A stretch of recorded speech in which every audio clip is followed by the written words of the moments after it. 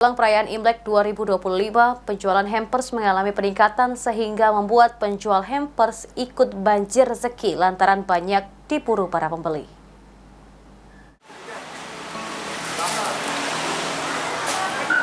Menjelang perayaan Imlek 2025, para penjual hampers mengalami peningkatan permintaan yang signifikan, seperti yang dirasakan penjual hampers di Kota Palembang.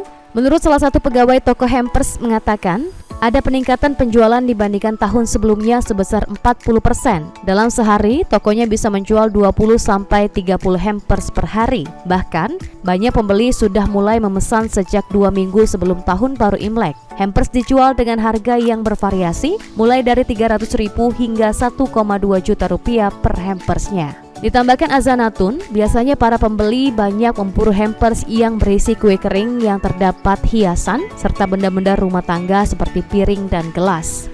Yang paling banyak dipesan ya? Paling banyak dipesan. Harganya mulai berapa nih, Mbak? Harganya mulai dari 308.000. Sampai yang termahal berapa? Kalau yang termahal sampai 1.200.000 kemarin, Kak. Dikirim kemana aja, Kak? Nah, kalau dikirimnya kita sekitaran Palembang inilah, Kak. Bisa kalau mau kirim jauh bisa dari Shopee. Pesannya langsung dari Shopee, nanti kita kirim. Sejauh ini pesanan paling jauh kemana? Paling jauh tuh kita kemarin ke Bengkulu, Kak. Itu snack ya? Iya, snack atau ada campuran gelasnya 2. Ini udah mulai banyak pesanan Imlek dari kapan ya?